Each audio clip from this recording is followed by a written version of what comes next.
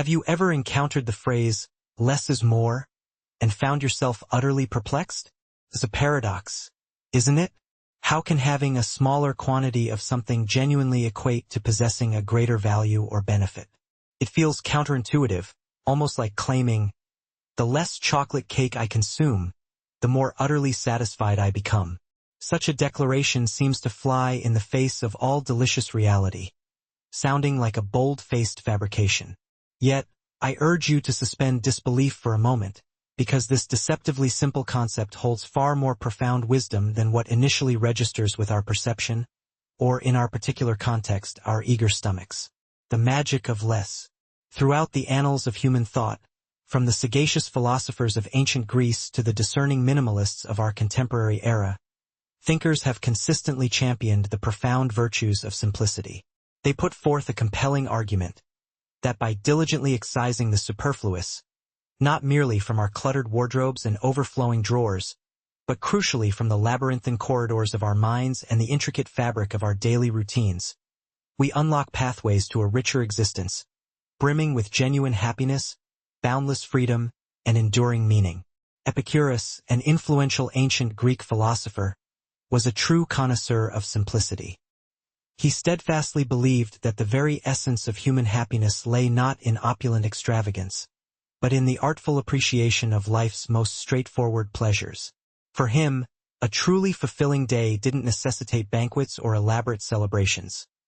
Rather, it blossomed from the humble satisfaction of a fresh loaf of bread, the pure refreshment of water, and the warm, enriching camaraderie of meaningful conversation with trusted companions.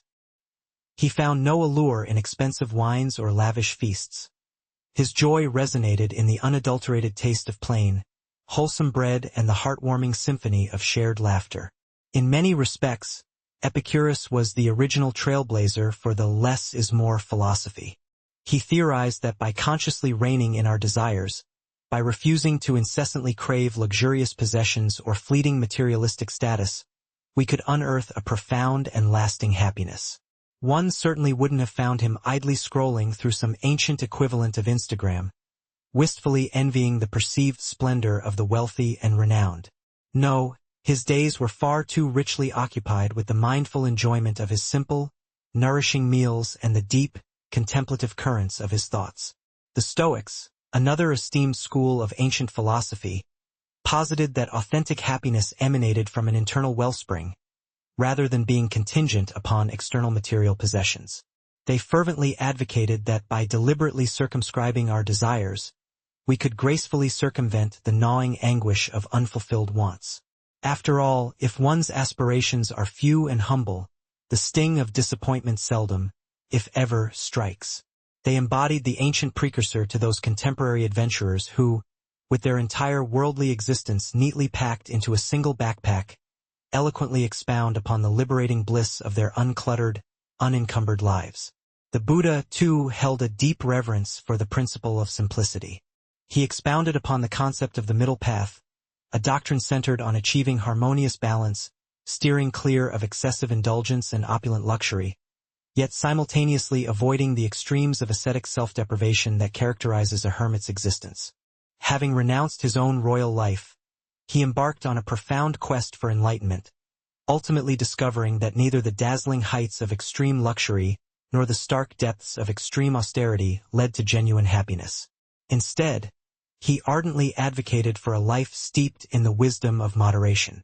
Imagine the Buddha contemplating a lavish buffet, replete with an overwhelming array of choices. One can almost picture him selecting a modest portion of vibrant salad, a measured scoop of rice, and a single, perfectly ripe piece of fruit, precisely enough to savor and enjoy, yet not so much as to necessitate an afternoon siesta. The middle path, in essence, is akin to deliberately choosing a practical, fuel-efficient automobile over a flashy, high-performance sports car. You arrive at your destination with ease and efficiency, unburdened by the superfluous costs and unnecessary anxieties that often accompany ostentatious displays. Numerous spiritual traditions universally endorse a simple life as a direct conduit to inner peace and profound fulfillment. Whether it is the mindful practices of Buddhism, the Christian injunction towards humility, or the Zen Buddhist aesthetic of wabi-sabi, which celebrates the beauty inherent in imperfection and transience, simplicity emerges as an immutable, unifying thread. It is a philosophy dedicated to the deliberate stripping away of the inessential, thereby allowing us to fully focus our attention and energy on what is truly vital. These timeless teachings serve as potent reminders that simplicity transcends mere physical decluttering of our homes or the meticulous organization of our schedules. It extends deeply to the decluttering of our minds and the purification of our hearts. It is about forging clarity of thought, discovering profound purpose, and cultivating a life lived in harmonious equilibrium with our inner selves and the vast, intricate tapestry of the world around us. Ultimately, the philosophy of less is more guides us towards the undeniable truth that a simpler existence is, more often than not, a profoundly happier one. Modern minimalism. Modern minimalism is far more than a fleeting trend or a mere exercise in tidiness. It is a profound philosophy, a deliberate way of life. At its core, it is about consciously creating expansive space for those elements that genuinely resonate with our deepest values and truly matter. Joshua Becker, a respected contemporary minimalist guru, succinctly captures this essence. The first step in crafting the life you want is to get rid of everything you don't. It's akin to that moment of exhilarating liberation when you finally purge your email inbox of years of digital detritus, experiencing a palpable wave of serene calm wash over you. That, precisely, is the minimalist ideal. A calm, intensely focused life, richly endowed with the precious gifts of room to breathe, space to think, and freedom to truly be. The stark reality is that our accumulated possessions, far from being sources of unadulterated joy, frequently morph into persistent founts of stress. We find ourselves ceaselessly worrying about their upkeep, fretting over the possibility of losing them, or endlessly second-guessing whether we should have acquired a superior model. It can feel like being trapped in an unhealthy relationship we simply cannot bring ourselves to terminate.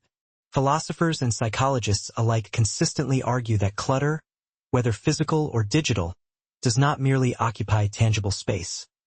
It insidiously clogs up our precious mental landscape as well. It is profoundly challenging to achieve a state of Zen-like tranquility when you are perpetually tripping over an indiscriminate assortment of random objects, or frantically searching for your keys beneath an inscrutable mound of who knows what. In vivid contrast, the embrace of a simple life is akin to possessing a vast, immaculate, and open field in which to freely play. There is abundant room to breathe deeply, to engage in uninhibited thought, and, most crucially, to luxuriate in profound relaxation. The joy of JOMO. In our ceaselessly hyper-connected, information-saturated world, we are constantly assailed by the concept of FOMO, or the debilitating fear of missing out. But have you ever truly pondered the liberating concept of JOMO? It is precisely the joy of missing out. Yes, you read that correctly. The profound delight found in not relentlessly cramming your schedule with an endless procession of events and commitments. It is the exquisite relief derived from not feeling compelled to keep pace with every fleeting new gadget or technological innovation. Most profoundly, it is the simple, unadulterated happiness of merely being present, content, and unburdened by external pressures.